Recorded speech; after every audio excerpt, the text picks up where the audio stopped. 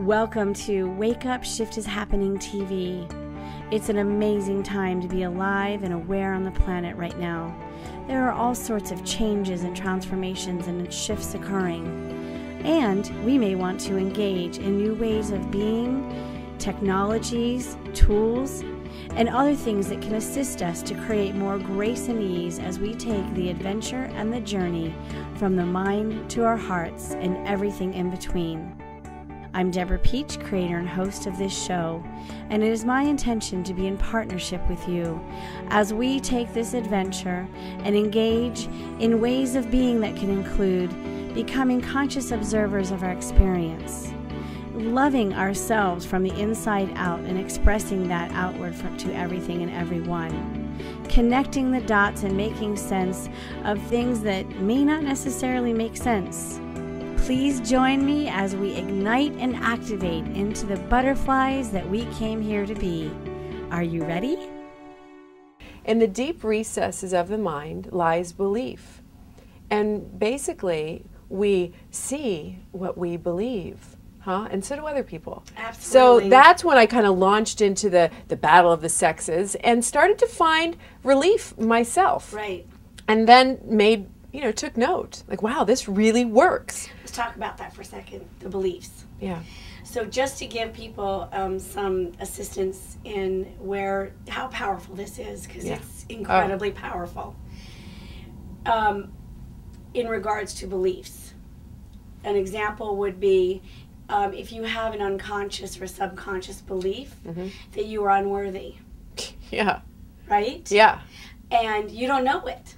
Yeah. You don't know it because you've grown up. Hence, unconscious, right? Right, exactly. So great. So just to really bring into to presence, like how significant these beliefs are and how they play out in our daily lives. Oh yeah, I can give you a real quick example of what that looks like. There's the kind of the climate about how you feel about who you are, right? Inside, your dreams, your hopes, your desires. And then there's this experience that you have outside of yourself. The persona. Right, but also how you experience your relation. We're relational creatures. So a lot of us learn, most of us, almost all of us learn as little children to become externally referenced. So how we experience life is largely the mirror that we see reflected back to us. Right. So we think that the power, love, who I am exists outside of us, and then when you show up and tell me who I am or how oh, I'm upset, oh, you're upset, I'm upset, oh yeah, particularly women.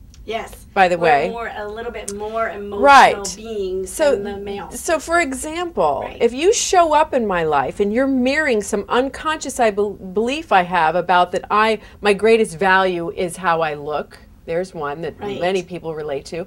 Or that my greatest value is how I can be of service to you, right? And I've drawn you into my life, but I don't realize that, and you're displaying behavior that causes me pain, I'm automatically going to think you did something, and I ultimately need to get away from you. The rub is that because I'm externally referenced, I need you. I've learned I need your validation. So there's this jail time, right? We feel imprisoned with other. So we have this dance, this unconscious dance. So the most important thing we can do is... So we actually literally become slaves. Absolutely. To our beliefs. Absolutely. So I really want people to get this. That's right. We become slaves to our beliefs. How do we release the divinity within us? Right. How do we achieve immortality? And I started to develop this view that Mary Magdalene was kind of running the show, and Jesus was kind of her daredevil test pilot. Here, honey, I've developed this oil. Sniff this, and what if we did this? And the what alchemist, right? And divine feminine in her power. Exactly, and so they had to put her down and call her a prostitute. Totally. That's exactly what happened. You can't have a woman running the show. Right. So I made numerous trips to France and numerous trips to Egypt, kind of following that trail. And that's what ultimately led me into what I think of as where they were going with it. They viewed this body they view us as sort of like in a pupal form. If you think of the cocoon, we're in a pupal form, and what they were looking at is, what's the butterfly? How do we release the inner butterfly? Do you know what the branding of this show is? No.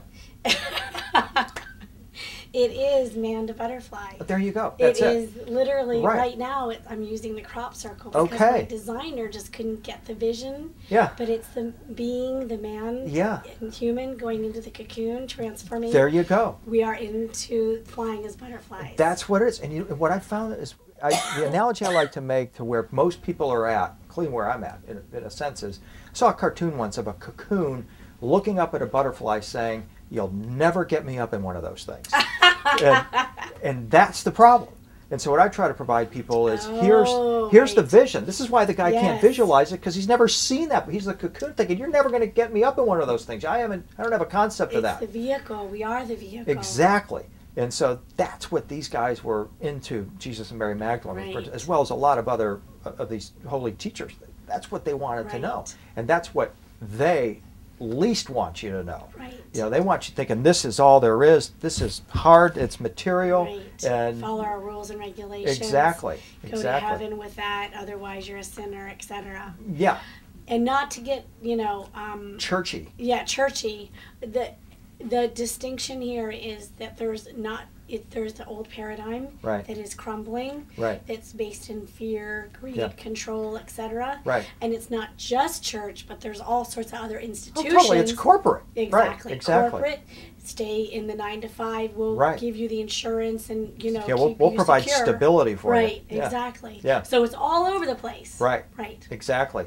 Whereas to the ancients, when they're thinking stability, to them, stability was equated with righteousness, and that's another church word that's been totally misused. But righteous to them just meant right use of your words. It's like the Buddha's Eightfold Path. It's all about right action, right words. Watch what you're saying. Watch what you're thinking. Watch what you're doing. Make sure it's in your highest integrity. Because if you do that, then now here comes those 8 Beatitudes. You're going to be blessed. You're going to have the pure heart. You're going to be able to see with that expanded vision. So there's lots of benefits to this, and this isn't what's really communicated a lot of times when people are brought up in various religious traditions. They're thinking this is boring, and it doesn't have any relevance to me. No wonder it's boring, because it's not the truth in their heart. Exactly. This show is about really connecting the dots for people, and so much of what you're bringing forth has relevance for the connecting the dots, multidimensional existence, how we can use different modalities to assist us. So let's start with past life regression and first of all, what does it look like for those of people that don't really even know what past life regression is? You have a client who comes in. Client comes in, we do some interview, I get a sense of the client. I want the client to feel comfortable, so it's a whole combination of me sort of wrapping my perspective around who they are. Okay, let me ask you a question. Sure. Why would somebody come in? What are some of the different aspects or situations that people might want to or resonate with coming in to do a past life regression or a series of them? Lots of different possibilities. Some examples would be a health issue that no one can explain. A pain in the body, a discomfort, and for 15 years they've gone to doctors. Nobody knows why there's a pain in the chest or a burning in the throat. And they believe in past lives. They believe the soul has continuity. They want to know if it ties to a past life. They've had a loved one die. And they want to believe, they've just begun to learn perhaps, that we are a soul having repetitive lifetimes. They really want to know what happens when we die.